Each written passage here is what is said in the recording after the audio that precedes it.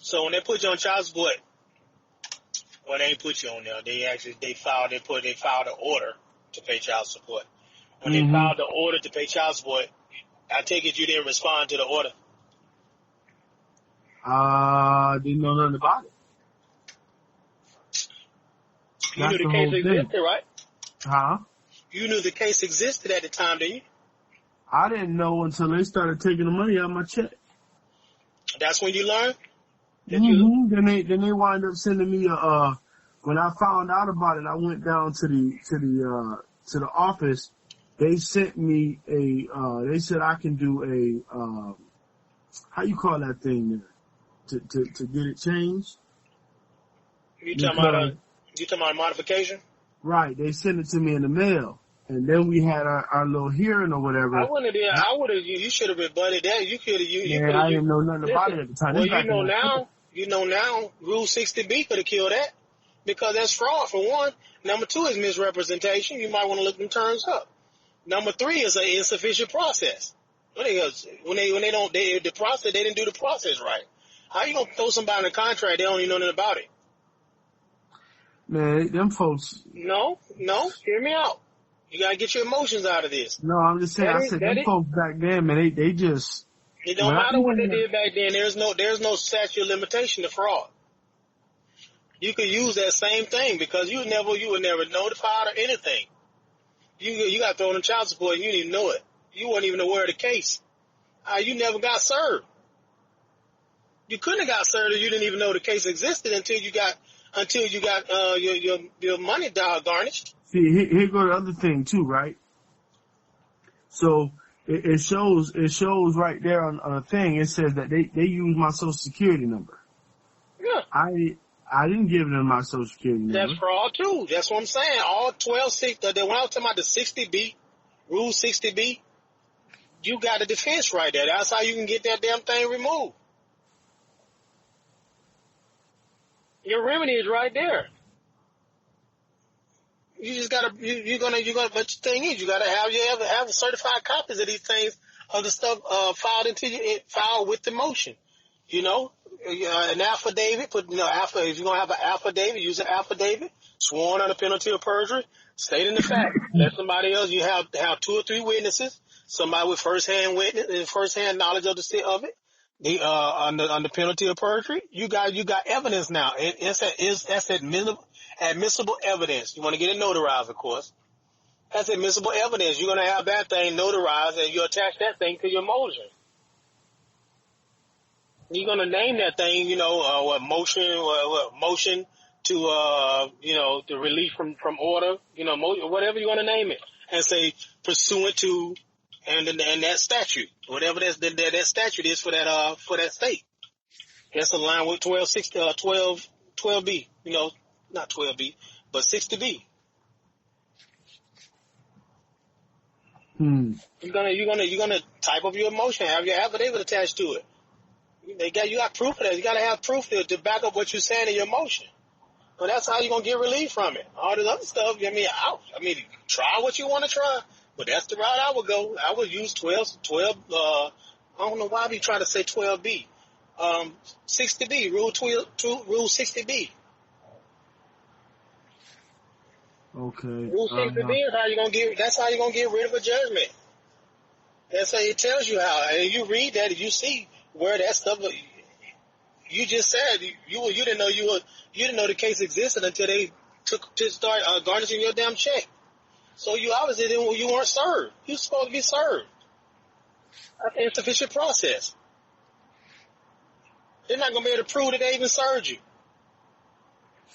Yeah, well, it's show right there on the thing where it say unserved on the. It says what says unserved? It says it right there on the little court thing. When you look at the record, it says unserved. Okay, well you need to get a certified copy of that document and attach that thing to your motion. That's your evidence. Certified copy, not just a copy, a certified copy. Because evidence is what wins cases, and the admissible evidence must be certified or an original. One of the two. So it's going to be a certified copy of that document, and you're going to state in that thing you were never served. insufficient process. That's aligned with 60B, Rule 60B. You read 60B, or you got a list of things, things that will be good, sufficient enough for you to get relief from that damn judgment or that order. If you were not served and you got proof that you were never served, there So you go. it don't matter how long away from it is? It don't matter. Okay. And you can use more than one of those. You can use more than one of those. You don't just have to say insufficient service, whatever they call it in your state. Just read it. You can use more than one of those on that list. It's fraud if they use your social security number with the social security number to the all caps name without your permission, without your your consent. You are the authorized. You are the beneficiary to that name. If you're the beneficiary to that name and you didn't contract with them, who the hell gave them permission to use the damn name, to use that number? You got to state that stuff in your motion, man, and you attach that document to it. It's, that you would never serve. That's misconduct. That's also called misconduct. You might want to look that word up too. That's in Rule 60 also, Rule 60B. If misconduct is one of those on that list. Misconduct or misrepresentation. That's the word they use. Fraud is also on that list as well. Call that shit out, man. You gotta be able to call that out. But if you're not going to call it out, then you might as well just shut the hell up and let them take your money. Rule 60. Well, no, they haven't. That's the thing. They haven't done anything. No, I'm not saying. I know they have. You say they're not bothering you right now, but you can't. How you gonna sue them for anything trying to get money back when you still got a contract that's still active? See, check this out, right? As of now, hold on. As of now, that contract is valid because you have not rebutted it. So you can't sue somebody for a contract that you have not rebutted, that you have not attacked. That contract is still valid according to the record because you have not rebutted it. You got to get rid of that damn thing first. As long as it's considered valid, then them taking your money or them whatever they got from you already is valid. You'll lose a case trying to bring it against them saying, y'all took my money. No, how's that? You ain't rebutted nothing. Well, no. Okay. Here's the, this is why I was saying that this one, the process I was reading just now with the change is, you giving a plain statement of facts. So the statement of facts that I'm giving lines up with everything on this case. I don't even have to get them statutes or anything. But everything lines up right here. I can pull this up online on the public record to show them everything that they did right here on the, with the plain statement of facts. Now, when they go through and they start checking the paperwork out and they say, oh, okay, well, whoa, yeah, y'all weren't supposed to do this. That's why Chancery getting right then and there. That's when you put your relief in your bill in equity. You said, look, this is what I want. Listen to me, man. Listen to me. You still trying to implement something you don't understand yet. I'm just hear me out, bro. Hear me out. You're still trying to stick on this same method that you don't even, it's not clear to you yet. I just simply gave you a simple layout that's right there in the statutes. Right there in the statute that you can use to get rid of the child support court. And you want to keep on holding on to this Chantry route when you don't even understand that route, then you're gonna stay in the same rabbit hole. Because you're trying to add something to something that you're trying to overcomplicate it. Don't overcomplicate the process. All you gotta do is use Rule 60B and get rid of this shit. You're still trying to use Chantry to do this and do all that.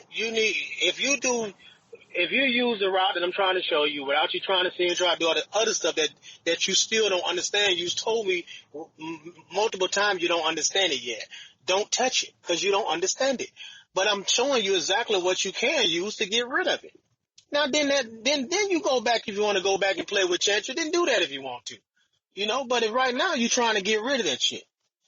You know what I'm saying? But Okay. and Rule 60 will help you get rid of it. Now, if you want to go back later and then throw you a little case in there and, file some, then do your thing. But if to get rid of that shit, 12-6, I'm still trying to, Rule 60B, Rule 60B will help you get rid of it. But don't try to do both of them at the same time, because they're going to be like, he trying to do two things at one time. He don't know what the fuck he doing. We going to fuck with him. People try to apply more than one thing at one time. You don't need all that. Just do the 12. Just do the 60 Rule 60B. Do that route. Do exactly what it tell you to do according to those statutes, and apply the shit. Make it happen. That's how you gonna get rid of it. Now you want to go back and sue? You go and sue. That's on you. But I would get rid of the case first. I would get rid of that child support case first. Then you can go back and sue somebody for what they've done, how they injured you. But you got to prove that they injured you first. How you gonna prove they injured you right now? If you got a case, that you got a contract that you never rebutted, you never proved, you never came against it, you never raised no type of objection whatsoever.